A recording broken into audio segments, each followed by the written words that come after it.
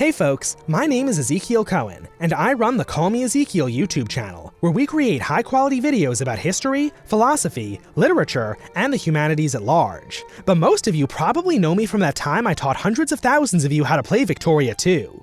Now, I'm collaborating with Paradox Interactive to teach you how to play its sequel, so you can call me Ezekiel. This is how to use markets and trade in Victoria 3. Let's jump in! Markets in Victoria 3 are great, because when you run out of money on the real stock market, you can lose fake money by speculating in-game. You see, if Ludwig von Mises taught us anything, it's that centrally planning an economy is not only difficult, it's literally impossible.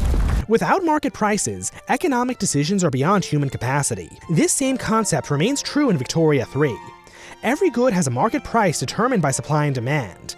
These prices are unique to each market, which has its own supply and demand of goods. By default, each country is in its own market, but it's possible to create multinational markets by having subject states and by creating customs unions with free states. For example, the United Kingdom starts the game with a particularly large multi-continental market, which is useful for reliably feeding its industry. Such is the benefit of having colonies all over the world. But you're not even limited to just your multinational market, because it's possible to conduct unilateral trade with any qualifying nation. This is done via trade routes. A trade route can be used to import a good into your country or export goods to another. This means that if your market isn't making enough food, you can import the deficit from somewhere else. You can see what goods you're short on and by how much from the trade screen. Similarly, you can also use this screen to see what goods your market is overproducing and export them for a profit. Trade routes aren't free though. To maintain them will take up bureaucracy, and if your nations don't have a land connection between each other, it'll take up convoys too. Trade routes are also subject to international diplomacy, so don't import your national food and weapon supply from a country that you're about to go to war with, or one who hates and may embargo you. Trade routes can take some time to come online. Each trade route starts at level 1, which means it moves only a low volume of goods.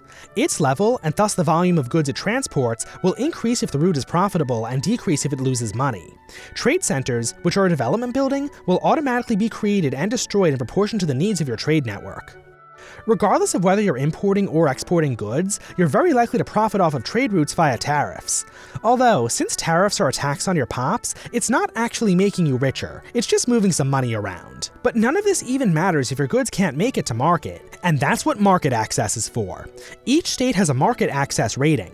By default, it's at 100%, which means that it's functioning normally. However, each state has a limited amount of infrastructure, and buildings need that infrastructure to operate. If the total infrastructure usage exceeds the supply, then the state's economy will suffer penalties in proportion to how overused the infrastructure is. To increase market access in coastal states, you can build ports, but inland states will need railroads. So now that you finally have a functioning economy, it's time to tax the hell out of it, and spend it on something silly. Ideally, a giant military. After all, your massive empire isn't gonna conquer itself. I'll see you then.